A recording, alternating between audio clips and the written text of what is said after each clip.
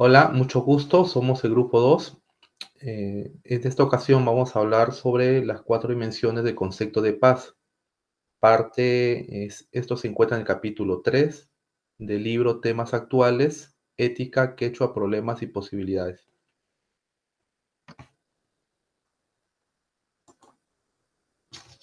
Lo he resumido en tres partes, un pequeño resumen de la lectura del capítulo 3, aspectos interesantes y aspectos en desacuerdo.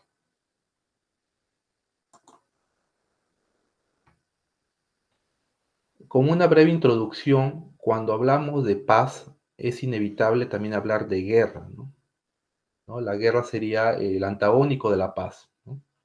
Por ejemplo, si nos situamos en el contexto histórico actual, ¿no? Actualmente tenemos un conflicto bélico en, en la zona de Asia, entre Asia y Europa, ¿no? La guerra de Rusia y Ucrania, ¿no? Sin esta guerra, actualmente lo podemos evidenciar con la invasión que hizo Rusia a Ucrania en el año 2022. Pero si vamos más atrás, esto viene de larga data, ¿no? Desde el problema con la guerra de Crimea, ¿no? Que si ponemos a revisar los textos históricos, esto data de mediados del siglo XIX, ¿no?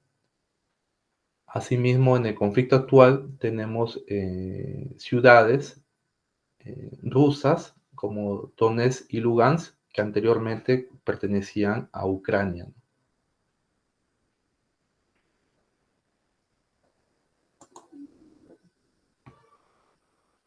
Ahora, ¿qué nos habla esta lectura acerca de la filosofía y el estudio de la paz, ¿no? Dice, la filosofía es aclarar conceptos, se investiga el significado de las expresiones usuales relacionadas con el término en cuestión, ¿no? Propone tres casos, ¿no? Por ejemplo, el primer caso nos dice una frase, ¿no? Por fin, ahora que no hay niños en la casa, todo está en paz, ¿no? Es una frase que muchas veces las personas se usan de manera cotidiana, ¿no? Dice un padre que acaba de dejar a su hijo en el colegio. ¿Eso será paz? Bueno, vamos a analizar en qué dimensión calzaría esto, ¿no? Otro caso, los estoicos buscaban la ataraxia, esto es la tranquilidad o la paz en el alma, dice un filósofo explicando su clase a sus alumnos. Otro caso, podemos hacer las paces, ¿no? Una discusión, una riña y una pelea de pareja, ¿no? Y después te pregunta, ¿puedo hacer las paces?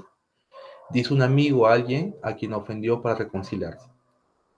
Entonces, estos diferentes casos son diferentes ejemplos de qué cosa es la paz para cierto grupo de personas o para la persona que en ese momento está indicando estas frases.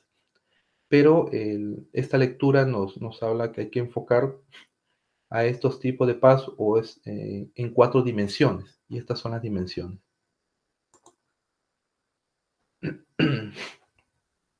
Tenemos la dimensión ontológica de la paz, ¿no? Podemos enfocar la paz de la perspectiva de un viejo pensador griego, Parmínides, el padre de la ontología.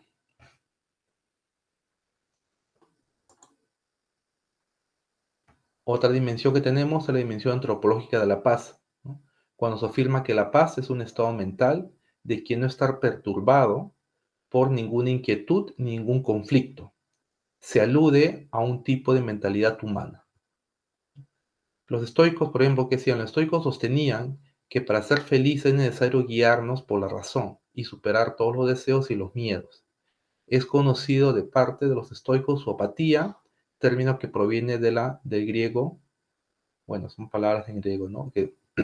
Donde proviene el término apatía, ¿no? Entonces, los estoicos buscaban siempre la paz a través de la razón, ¿no?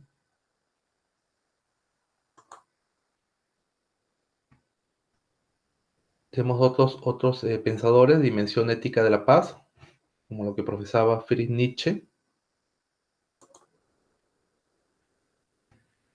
Otra dimensión de la paz, la dimensión política de la paz, se presenta una variedad de perspectivas filosóficas sobre la paz y la guerra, desde la visión de la paz como libertad tranquila, según Cicerón, y cese de conflictos, según Hobbes y Kant, hasta la consideración de la guerra como una fuerza dominante en la naturaleza, según Heráclito. Se plantea que paz y guerra son aspectos interrelacionados representando los deseos de las personas ante la historia. Se busca la paz en el mundo y promover una cultura de paz, así como establecer procedimientos y participación ciudadana para consolidar el pacifismo y abordar las injusticias a nivel global.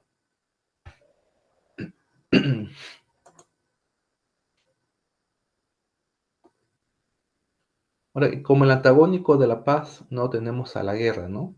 La trágica realidad de la guerra, ¿no? ¿Qué decía o qué profesaba Bernard Russell? Justifica la guerra en términos de defensa propia y aboga por desarrollar tecnología para prevenirla. Mao Zedong considera que la guerra es la forma más alta de lucha para resolver contradicciones entre clases, naciones o estados en una etapa específica de su desarrollo.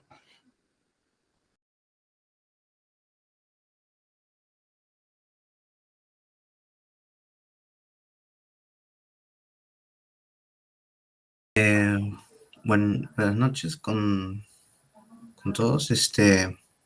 Ahora yo les voy a explicar sobre lo que son aspectos interesantes sobre, sobre lo que es la lectura. Eh, Comenzamos con los aspectos interesantes, con lo que es las definiciones, eh, eh, con los temas de lo que es controversias en la guerra de Ucrania y Rusia, ¿no?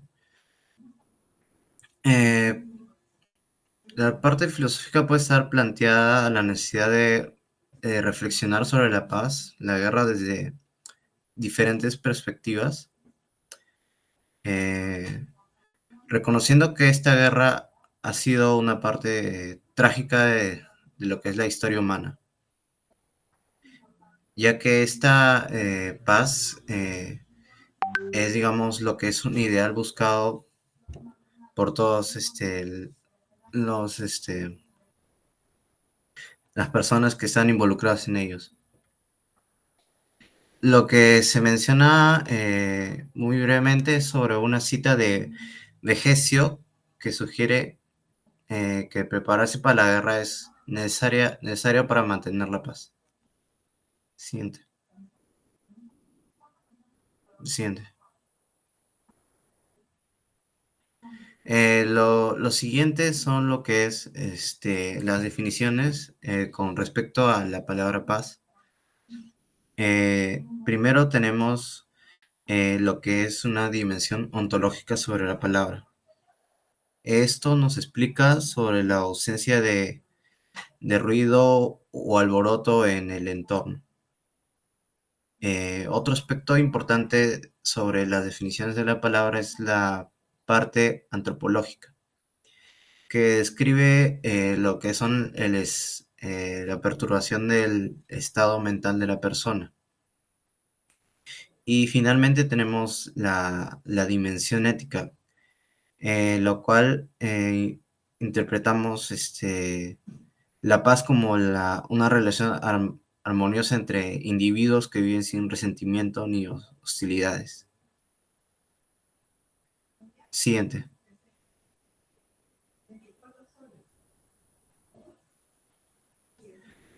Por último, de los aspectos interesantes, tenemos lo que son las guerras en progreso, que nos explica sobre cada guerra que ha tenido la humanidad, sobre fabricar armas nuevas, herramientas, a una velocidad poco común. Por ejemplo, en las últimas guerras sobre Rusia, que presenta su misil supersónico en la guerra contra Ucrania.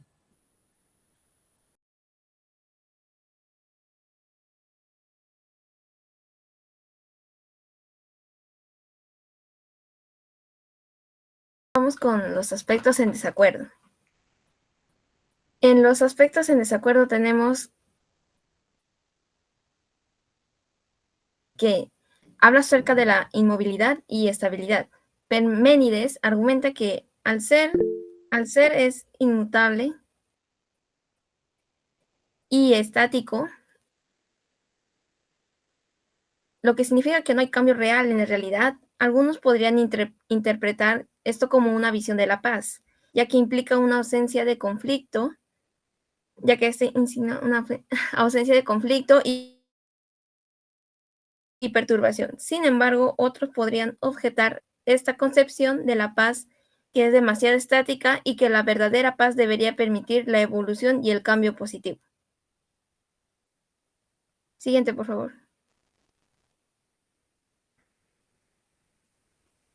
Y en las dimensiones antropológicas de la paz, el autor cuando menciona ejemplos, estos son confusos o contradictorios. Uno de ellos sería: todo es apariencia y como no podemos distinguir las cosas que nos rodean, podemos decir que las distintas cosas son en realidad lo mismo. Parece contradecir el principio de no afirmar nada como cierto. O cuando dice del hedonismo de Epicurio, recomienda las 4 medicinas. Parece confundir el hedonismo con el escepticismo. Y la otra parte en desacuerdo sería que no reconoce la moral cristiana, que puede ser interpretada de diferentes maneras y que no todos los cristianos actúan de acuerdo con sus principios. Y no menciona aspectos del estoicismo o del epicurismo que pueden ser compatibles con el cristianismo, como la búsqueda de la virtud, la moderación o la felicidad. Y muchas gracias. Ay, no, ya la logré. Ya sigo firme. El autor no reconoce que la paz política puede ser afectada por factores internos, como la corrupción, la desigualdad, la violencia o el terrorismo. El autor no aclara que hay autores que cuestionan el valor del utilitarismo, el absolutismo o el nietzscheanismo. Todos ellos fueron los aspectos en desacuerdos y muchas gracias por escucharnos.